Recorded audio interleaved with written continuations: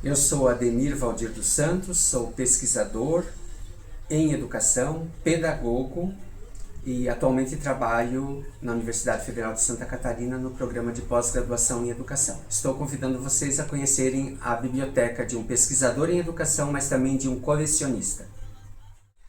Então, nessa tarefa salvacionista, eu vou pegando algumas das obras, notadamente as obras raras que eu tenho. E elas estão armazenadas todas num lugar em específico. Vamos lá.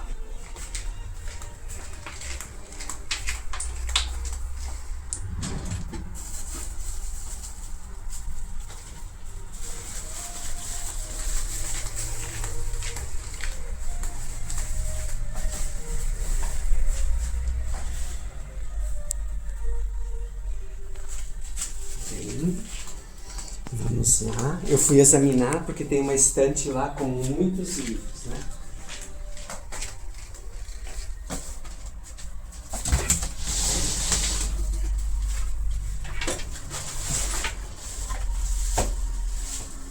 Os mais raros estão aqui, certo?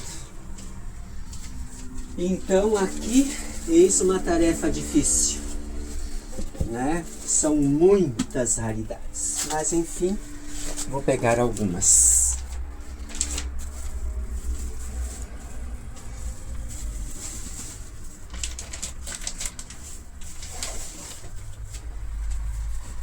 Enquanto cabe mais, enfim.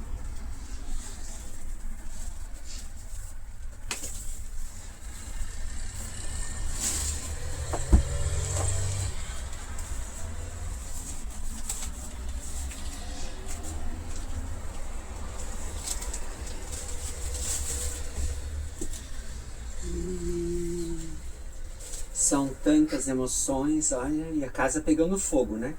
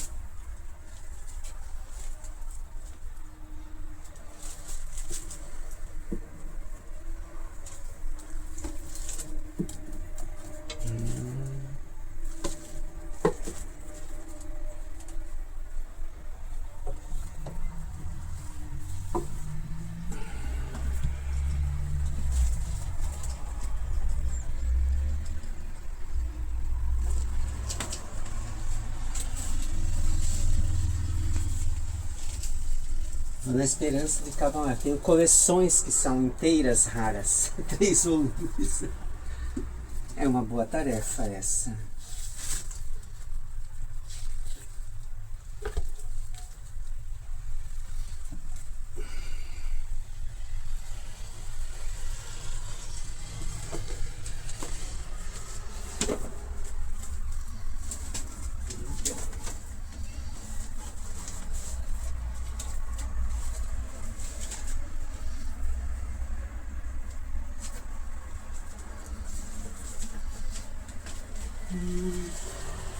Sim.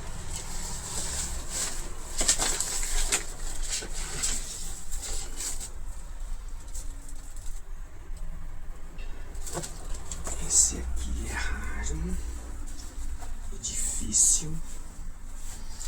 Vai caber mais um.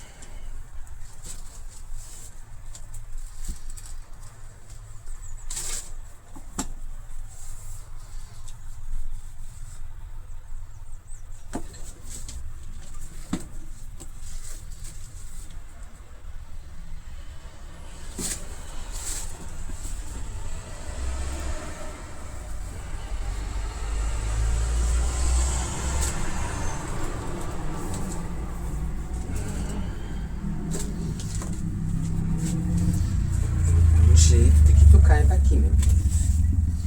Que você eu não deixaria de jeito nenhum.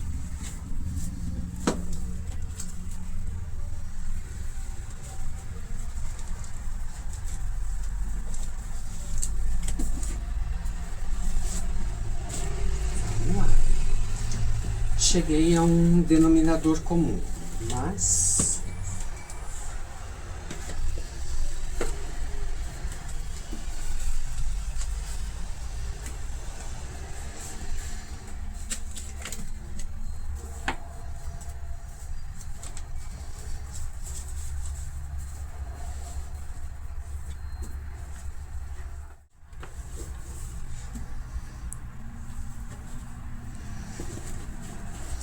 muito cuidar para não,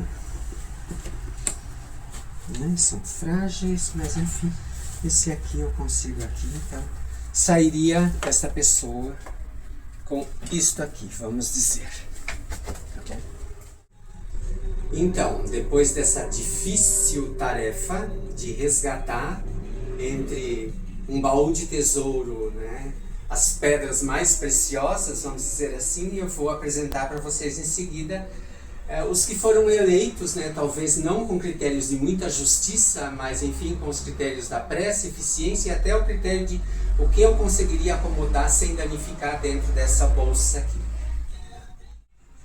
Muito bem, vamos apresentar os livros salvos.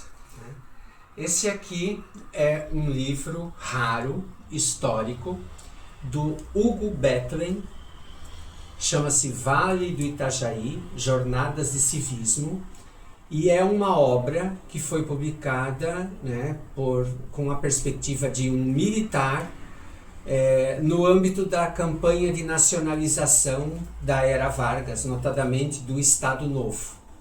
Então, a importância dele é porque, como eu sou um pesquisador de história da educação e de história das instituições, né, o episódio do nacionalismo e o impacto nas escolas de Santa Catarina, em geral do sul do Brasil, ele é um dos elementos que eu mais tenho estudado e problematizado. Tá? Então ele apresenta um panorama, né, da imigração e das iniciativas da imigração, mas na perspectiva persecutória dos militares, né, sob o comando do governo autoritário e ditatorial do Getúlio Vargas. Então, nesse sentido, é uma obra muito interessante e ela vai tratar justamente daquele cenário, né, da simpatia, por exemplo, dos imigrantes alemães com os nazistas e outros elementos assim. Então, por isso, essa é uma obra que eu resgatei. Seguimos agora. Este aqui é Evolução do Povo Brasileiro, do Oliveira Viana.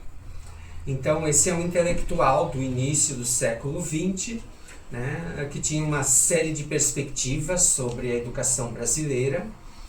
E nesse livro ele traz uma visão, né, da formação do povo brasileiro, da formação societária do Brasil, né, com uma visão muito marcada pelo evolucionismo do século XIX, e inclusive então vai ser marcada por elementos do que hoje a gente diria, né, de racismo e tudo mais. Né? Então ele vai fazendo essa análise da paisagem brasileira e dos sujeitos dentro da paisagem, né? Então, além de ser de um intelectual então importante para a gente discutir, né, o cenário do autoritarismo, etc., então ele é ilustrado e as imagens que ele reproduz sobre o contexto brasileiro, a geografia, mas também as populações brasileiras, são de uma riqueza muito grande, né? Então, por exemplo, aqui, ó, diversos tipos de negros Moçambique.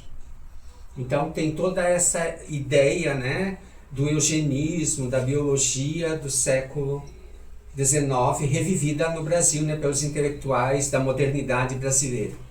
Então, por isso, foi um dos que eu busquei salvar aqui também. Aqui eu busquei uma edição em francês do Lições de Coisas, do famoso, né, método, enfim, que acaba se transformando em disciplina também da representação, né, do ensino intuitivo, né, tanto na Europa e depois suas influências no Brasil, que são trazidas pela Escola Nova. Então esse aqui é o Leçon de Choses, né, excusez-moi, porque meu francês é meio ruim, mas eu consigo ler e entender. Então esse aqui é do Le de Safré, tá? É um livro, né, para o aluno e que vai trabalhar, então é como se é um livro didático com orientações, né, para as lições de coisas. Então é um livro raro, eu comprei no antiquariado na Europa. Ele tem uma assinatura de uma dona datado de 10 de junho de 1883. Tá? Então, nesse cenário, né, do desenvolvimento das visões de coisas que na Inglaterra são mais relacionadas ao Calkins e que no Brasil vão ter seu defensor e que vai discutir isso, o nosso notório Rui Barbosa. Então, por isso, eu acabei fazendo até uma seleção e uma associação interna entre o que eu resgatei. Então, eu resgatei um volume das obras completas do Rui Barbosa, e que tem aqui lições de coisa no Brasil, né? Mas aqui é a tradução do Lições de Coisas do Calkins, certo? E esse aqui então é um livro raríssimo também, né? E ele tem justamente toda a história da pedagogia moderna, da dita pedagogia moderna e do ensino intuitivo, né? Que muito influencia e até hoje mantém influências, né, na organização da escola brasileira. Notadamente, por exemplo, com as crianças, né, a questão do treinamento dos sentidos, né, porque as lições de coisas tinham essa perspectiva, né, de que era através dos sentidos que você conhecia a realidade, o mundo das relações, né. Então, ele é uma tradução que o Rui Barbosa fez do original do Calkins. Então, para qualificar isso aqui, né, ele tem um prefácio do Lourenço Filho. Então, vejam aqui, por exemplo, já aqui nessa parte, ó, a profusão das cores, então, né, que são um elemento que chama atenção, né, dos teus sentidos, né, da visão. E ele faz, e esse aqui,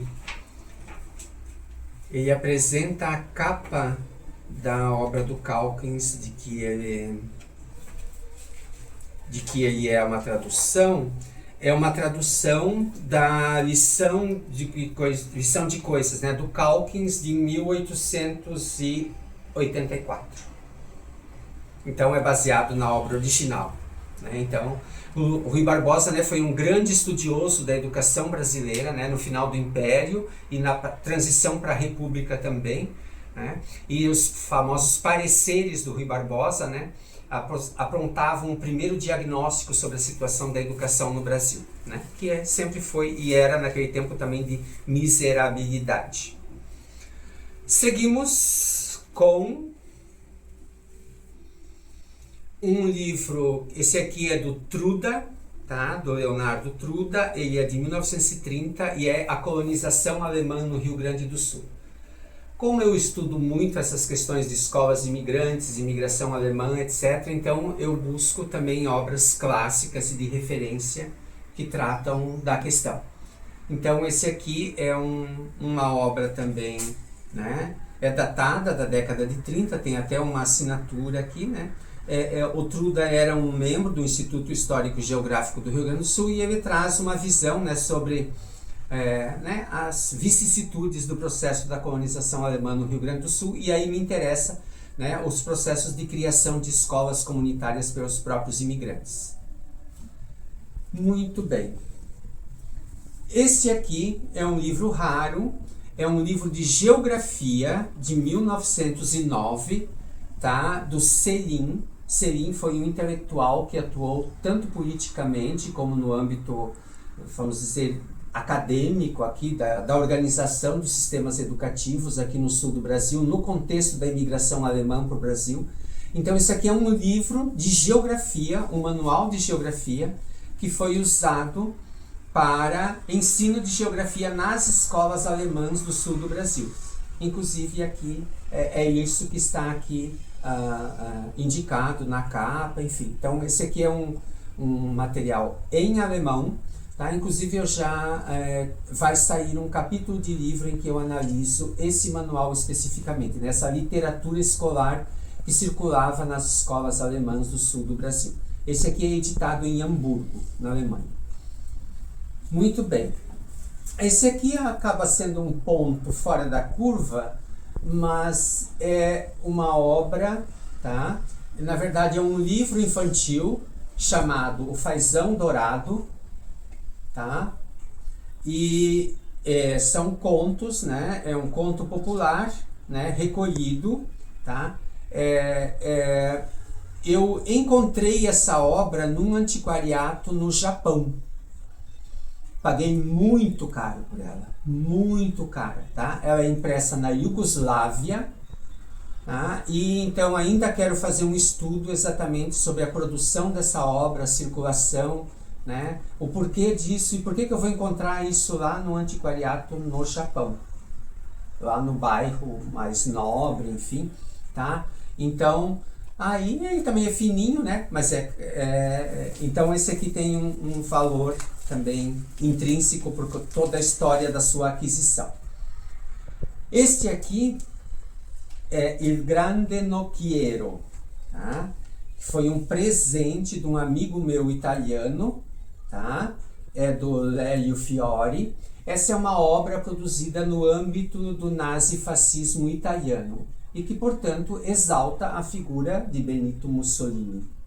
Então a gente tem aqui na capa, né, o grande timoneiro, é isso que significa Il Grande Nocchiero, que é Mussolini, que seria a pessoa que iria conduzir a nave desgovernada que estaria a Itália naquele período em que ascende, né, o partido fascista italiano, né, os Fasci.